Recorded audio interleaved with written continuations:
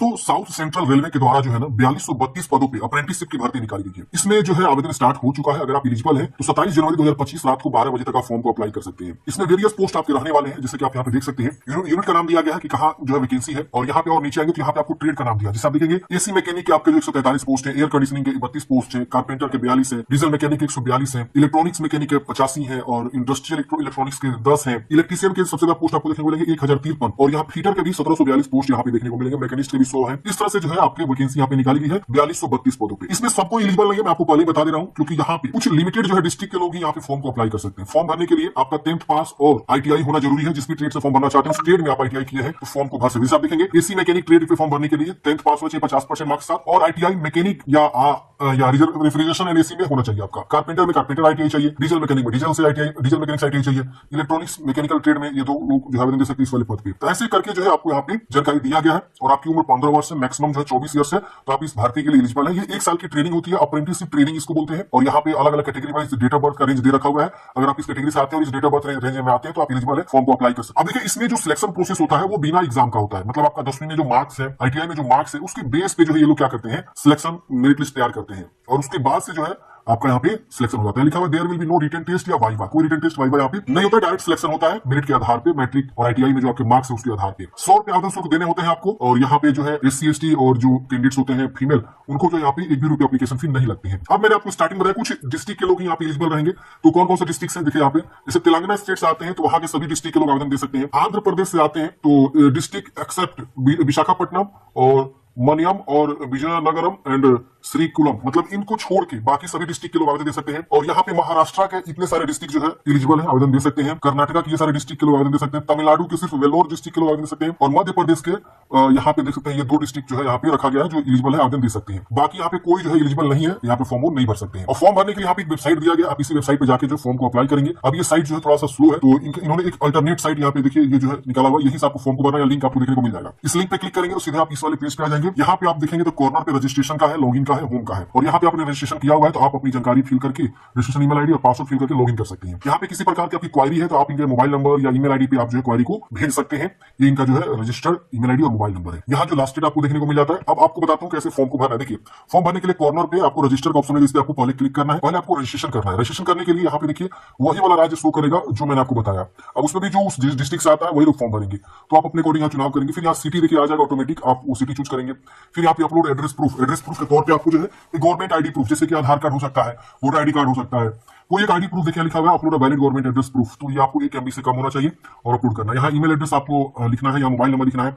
यहाँ एक password inter करना है, 8 से 16 कैरेक्टर के बीच आपका लॉन्ग पासवर्ड होना चाहिए, और इसमें upper case lower case special character use करते हुए पासवर्ड आपको बनानी है। फिर पासवर्ड को कंफर्म करना है। फिर यहाँ पे आई एम नॉट रोबोट पे क्लिक करना है। रजिस्टर एंड सेंड ओटीपी पे आपको क्लिक करना है। जैसे सेंड ओटीपी पे क्लिक करेंगे आपके रजिस्टर ईमेल आईडी पे यहाँ पे आपका ईमेल आईडी शो करता है, उस पर ओटीपी जाता है। आप ओटीपी को लिख के सबमिट ओटीपी पे क्लिक करेंगे। उसके बाद से आपके प्रोसेस टू एप्लीकेशन फॉर्म या लॉगिन अगेन पे क्लिक करना है। जैसे फ्रेंड्स आप प्रोसीड करते हैं, अब यहाँ पे आपका जो है डैशबोर्ड खुल जाता है। यहीं से आपको फॉर्म को कंप्लीट करना है। अगर आप यहाँ से लॉग आउट हो जाते हैं तो आप दोबारा लॉगिन कर सकते हैं, क्योंकि आपके पास ईमेल आईडी पासवर्ड मिल गया है। अब यहाँ पे आपको कम्युनिटी बताना है, category unreserved, SC ST, OBC, non criminal का ऑप्शन है, विकलांग का ऑप्शन है, यहाँ पे अलग अलग कैटेगरी वाइज ईडब्ल्यूएस का ऑप्शन है। जिस भी कैटेगरी से आप बिलोंग करते हैं अपना कैटेगरी यहाँ चुनाव करेंगे, ठीक है ना। तो यहाँ पे हम यहाँ पे इस तरह से मतलब कैटेगरी चूज करेंगे। अब यहाँ डेट ऑफ बर्थ की चॉइस करनी है। आपका जो भी डेट ऑफ बर्थ है यहाँ से आप कैलेंडर ओपन करके और यहाँ डेट मंथ चूज कर लीजिएगा। फिर नीचे में आपको जो है क्लास 10 के बारे में, बोर्ड का नाम, पासिंग ईयर, कितना मार्क्स का था, आपने कितना स्कोर किया, और यहाँ पे आपका परसेंटेज आ जाएगा। आइदर जीपीए या total marks and marks secured should be entered, the percentage will calculated automatically when you inter GPA. मतलब अगर आपका जीपीए है तो आप यहाँ पे डायरेक्टली जीपीए मार्क्स लिखेंगे तो ऑटोमेटिक कैलकुलेट कर दे। मान लीजिए सपोज आपका 9.6 है, ये देखिए ऑटोमेटिक कैलकुलेट कर दिया 91% यहाँ पे। और आपका 8.2 है जीपीए तो ये आपको कैलकुलेट कर देगा। तो अब इस तरह से आपको लिखना होगा। अगर जैसा हम इसमें लिख रहे हैं ना जानकारी, तो ये क्या कर रहा है ना, इसको डिसेबल कर दे रहा है। देखिए इसको डिसेबल कर दे रहा है, ठीक है ना। तो इस तरह से आपको लिखना है। तो हम यहाँ पे अगर मार्क्स है तो मार्क्स वाला सेक्शन को भरेंगे। अगर आपका मार्क्स सेक्शन में जीपीए है तो आप जीपीए को भरेंगे, ठीक है ना। मार्क्स वाले इसको नहीं भरेंगे, ये भी सिर्फ ध्यान देना है। टोटल मार्क्स मान लीजिए 500 का, आपको मिला 320 नंबर, तो देखिए ऑटोमेटिक इसको कैलकुलेट कर देगा, ये डिसेबल हो जाएगा। जीपीए वाला क्या होगा, डिसेबल हो गया मेरे केस में। तो ऐसे भरना। अब यहाँ पे trade for which applied, trade if you have more than 1 trade certificate, आप किस ट्रेड के लिए फॉर्म भरना चाहते हैं वो सारे ट्रेड्स यहाँ शो करेंगे, उसका चुनाव करें। अपना पूरा नाम लिखेंगे जिस प्रकार से मैट्रिक के मार्क्सिट पे यहाँ पे फादर्स ने लिखना है, सब कैपिटल में लिखना होता है। आपने इससे पहले कभी अप्रेंटिसशिप ट्रेनिंग किया हुआ किसी ऑर्गेनाइजेशन में, इसमें बताना है। आप विकलांग है तो यहाँ बताएंगे कि नहीं तो नो कर देंगे। अगर विकलांग हो तो इसमें चुनाव करना होता है आपको, किस प्रकार के आप विकलांग है। यहाँ पे आपको अपना प्रॉपर एड्रेस जो है बताना है। Are you ex serviceman या सर्विंग जवान, अगर सर्विंग जवान एक सर्विस मैन है ऑफिसर है तो ये आपको बताना है। अपना प्रॉपर एड्रेस 2 लाइन को यूज करते हुए अपने एड्रेस को लिखना है, या डिस्ट्रिक्ट लिखना है, या स्टेट चूज करना है, पिन कोड लिखना है। यहाँ आपको जेंडर जेंडर बताना मेल फीमेल, यहाँ आपका ईमेल एड्रेस और मोबाइल नंबर शो करेगा। आधार नंबर यहाँ मांगा जा रहा है, आप आधार नंबर यहाँ पे देंगे अपना। उसके बाद से यहाँ पे आपको आधार इनरोलमेंट आईडी, अगर आपका आधार नंबर नहीं है तो इनरोलमेंट आईडी आप दे सकते हैं। आइडेंटिफिकेशन मार्क्स, बॉडी में क्या पहचान, तिल का निशान, कटर का निशान, जला का निशान, ये आपको यहाँ पे जो है 2 बॉडी में मार्क बताना है। एक मार्क लिख दीजिए, अगर एक मार्क नहीं है तो आप यहाँ 9 मार्क भी लिख सकते हैं। इसके बाद यहाँ पे आपको जो है टेक्निकल क्वालिफिकेशन में जो ITI का है यहाँ पे आपका शो करेगा। अब जो आपने ऊपर में पोस्ट चूज किया कि हम इस स्टेट के लिए फॉर्म भरना चाहते हैं, उसके अकॉर्डिंग यहाँ पे ट्रेड ऑटोमेटिक आ जाएगा कि आपका ITI होगा। फिर बोर्ड का नाम, फिर पासिंग ईयर, टोटल मार्क्स और 10 मार्क्स यहाँ पे आपको बता देना है। फिर आप नीचे आएंगे तो यहाँ पे आप देखेंगे तो यहाँ पे रेलवे स्टेब्लिशमेंट वे training important, choose multiple location, मतलब आप यहाँ से कहाँ ट्रेनिंग लेना चाहते हैं, मल्टीपल लोकेशन आप चॉइस कर सकते हैं। सपोज आप ये चूज करना चाहते हैं, यहाँ देखिए आ जाएगा। फिर इसको आप रखना चाहते हैं पहला प्रीफरेंस, दूसरा प्रीफरेंस, तो आपको प्रीफरेंस देना है ट्रेनिंग के लिए कि आप कहाँ ट्रेनिंग लेना प्रेफर करेंगे।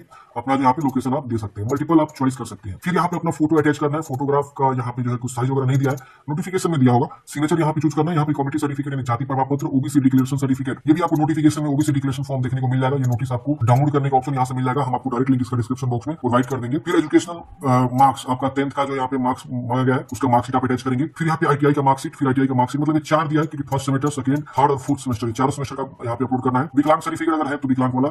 यहाँ पे आपको रजिस्ट्रेशन फॉर्म, मतलब RDAT, देखिए यहाँ पे RDAT मतलब ये क्या है, मतलब जो भी कैंडिडेट्स यहाँ पे अप्रेंटिसशिप करने के लिए फॉर्म भरते हैं उनको सबसे पहले एक रजिस्ट्रेशन करना होता है। वहां पे रजिस्ट्रेशन करके अप्रेंटिसशिप इंडिया की वेबसाइट पे वहां रजिस्ट्रेशन करके और उसका यहाँ पे रजिस्ट्रेशन फॉर्म आपको अपलोड करना होगा। इसके बाद यहाँ पे आपको प्रीव्यू करना है। प्रीव्यू करने के बाद से आपका पेज प्रीव्यू खुल जाता है। अगर आप यहाँ पे कुछ भी एडिट करना चाहेंगे तो एडिट करेंगे, नहीं एडिट करना चाहते हैं तो आप फॉर्म को सबमिट कर देंगे। सबमिट करते ही फ्रेंड्स आपका फॉर्म जो है फाइनल सबमिट हो जाता है। और अगर आपका फी लगेगा, जैसे कि OBC जनरल से आएंगे, PW से आएंगे, तो आपका 100 रुपये आवेदन शुल्क यहाँ पे अगले स्टेप में देखने को मिलेगा। अब 100 रुपये का आवेदन शुल्क जमा करेंगे। अगर आपका आवेदन शुल्क नहीं लग रहा है तो आपका फॉर्म डायरेक्टली सबमिट हो जाएगा और उसके बाद से आपको जो है प्रिंट आउट निकल जाएगा।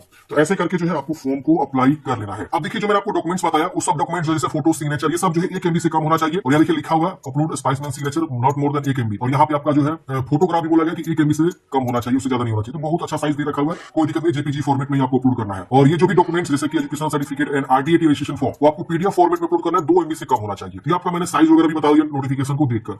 अब देखिए यहाँ पे RDAT रजिस्ट्रेशन क्या होता है। देखिए मैंने आप सर्च किया तो यहाँ पे क्या बताया, regional directorate of skill development, जैसे कि वहां साउथ में जो है क्या होता है कि इस तरह का जो है ऑफिसेस होते हैं, इस तरह के ऑफिसेस में आपको जो है स्किल डेवलपमेंट का जो है ट्रेनिंग प्रोवाइड करी जाती है। तो वहां से आपको सर्टिफिकेट मांगा गया है, वो आपको यहाँ पे अपलोड करना है, ठीक है ना। यहाँ पे आप देखेंगे तो आपको सब चीज यहाँ पे लिखा हुआ है। आप एक बार फॉर्म भरने से पहले मेरी गुजारिश है कि आप लोग जो है जरूर इसे देख लीजिएगा और देखने के बाद ही अपने स्तर से जांच करके ही फॉर्म को अप्लाई करिएगा। मेरा काम था आप लोगों को गाइडलाइंस देना और जानकारी देना, बाकी आप लोगों का काम है अच्छे से देखना, समझना, एक बार नोटिफिकेशन को पढ़ना और फॉर्म को अप्लाई करना। आई होप आप लोग समझे होंगे। मिलते हैं किसी नेक्स्ट वीडियो में। जय हिंद, आपका दिन शुभ हो।